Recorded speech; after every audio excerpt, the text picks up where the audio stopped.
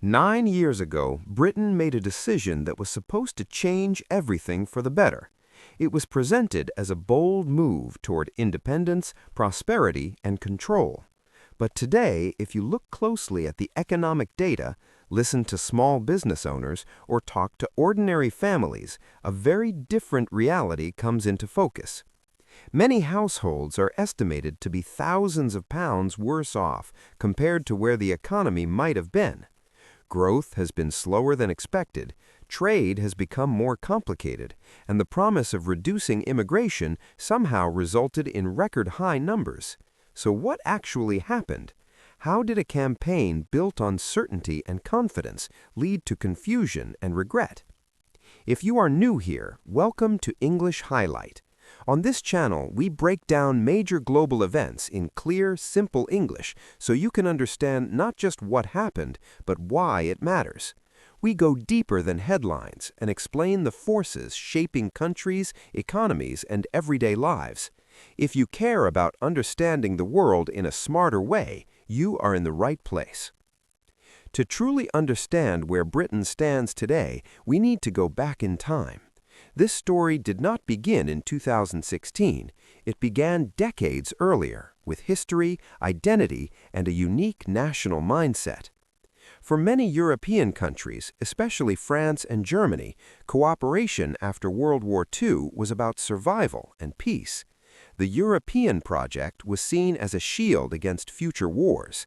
Integration meant stability. Shared institutions meant protection from repeating the past. For them, unity was deeply emotional and historical. Britain viewed Europe differently. As an island nation with a long imperial history, it often saw itself as separate from the continent. It joined European institutions primarily for economic access to a large market. It was a business arrangement more than a shared destiny. This difference in perspective quietly created tension for years. The memory of World War II also shaped British identity. Britain had not been occupied. That survival became a source of pride. Over time, that pride sometimes turned into a belief that the country could stand independently when needed. The idea of shared decision-making with European institutions did not appeal to everyone. Then there was the media influence. For many years, certain newspapers highlighted unusual stories about European regulations. Some stories exaggerated or simplified complex policies, presenting them as unnecessary interference. Over decades, this repeated message built frustration. The idea slowly formed that Europe was controlling too much. At the same time, economic changes were creating pressure. In 2004, the European Union expanded, and the United Kingdom chose not to limit workers from new member countries. The expectation was modest migration. Instead, more than 1 million people arrived over the next decade. For the overall economy, this brought benefits. Businesses gained workers, growth was supported.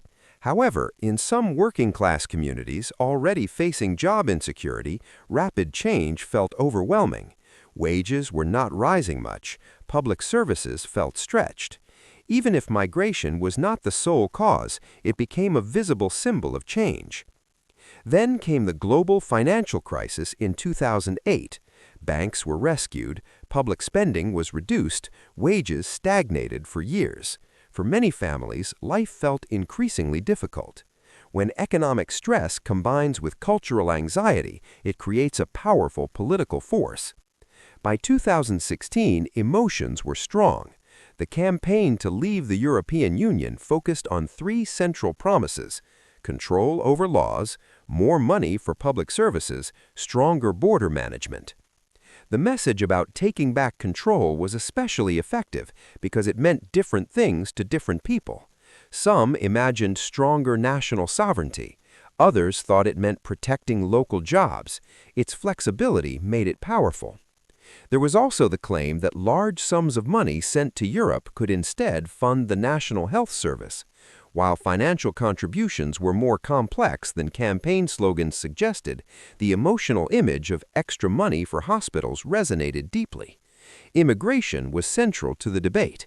Many believed leaving the European Union would significantly reduce the number of people coming to live and work in Britain. When the vote to leave succeeded, celebrations followed, but almost immediately a difficult reality emerged. There was no detailed blueprint for how departure would work. Negotiations proved complicated. One major challenge was the border between Northern Ireland and the Republic of Ireland. The open border had been essential to maintaining peace. However, leaving the European single market meant new customs arrangements had to exist somewhere. Balancing political promises with practical realities created years of instability. Eventually, Britain left both the single market and the customs union. This gave greater legal independence but introduced trade friction. There is a basic economic principle often called the gravity model of trade. It simply means countries tend to trade most with nearby neighbors because it is cheaper and easier. Before departure, nearly half of Britain's trade was with European partners. After new barriers were introduced, businesses faced customs declarations, regulatory checks, and added costs. Imagine a small manufacturing company in Birmingham that exported specialized machine parts to Germany. Before 2021, deliveries were smooth. After new rules began, each shipment required detailed documentation. Even small errors caused delays. Customers became cautious. Some orders moved to suppliers inside the European Union. The company survived, but profits shrank and hiring slowed. Similar stories appeared in agriculture, seafood, and retail. The agriculture industry, which symbolically supported leaving, discovered that access to European buyers was just as important as control over fishing waters. Administrative burdens increased costs and reduced competitiveness. At the same time, the global economy was shifting. Major powers like the United States and China focused heavily on strengthening their own industries. The vision of transforming Britain into a lightly regulated global hub faced structural challenges in an increasingly competitive world. Now, let us turn to immigration, the issue that motivated many voters. After leaving the European Union, free movement from Europe ended. However, labor shortages remained in healthcare, social care, agriculture, and hospitality. Employers still needed workers. A points-based immigration system was introduced to prioritize skills and job offers. In theory, this allowed more control. In practice, employers sponsored workers from outside Europe in large numbers. The results surprised many. Net migration reached record levels just a few years after departure. The origin of migrants shifted from European countries to nations such as India, Nigeria, and the Philippines. The total number, however, did not decrease as many voters expected. Consider a nurse from overseas who moved to Britain under the new system. Hospitals needed staff urgently. Her arrival helped patients receive care. At the same time, a voter who supported leaving primarily to reduce immigration saw headlines about record numbers and felt confused.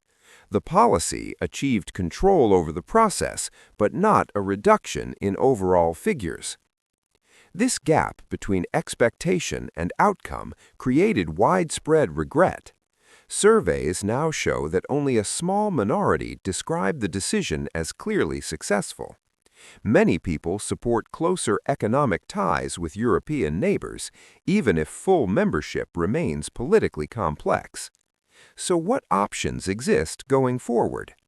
One possibility is deeper economic alignment with Europe to reduce trade friction. This could involve regulatory cooperation and participation in shared programs. However, it would require political compromise. Another path focuses on global partnerships and domestic innovation. This strategy would emphasize technology, education, and trade agreements beyond Europe. Success would depend on sustained investment and global conditions. A third approach is gradual adjustment within the current framework, attempting to manage challenges without dramatic shifts. Each path involves trade-offs. Rebuilding relationships takes time. Competing independently requires resilience. Maintaining the status quo may limit growth. 9 years after the referendum, the measurable economic cost is visible in slower growth and tighter budgets. But there is also an intangible cost: political division, public distrust, lingering uncertainty.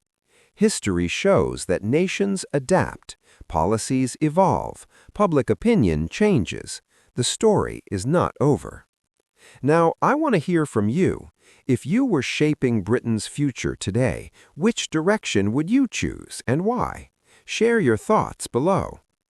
If this explanation helped you understand the bigger picture in clear English, support English Highlight by liking this video and subscribing for more deep but simple breakdowns of global events. Your support allows us to continue creating thoughtful, easy-to-understand content for you. Stay with us because the next global shift may already be unfolding.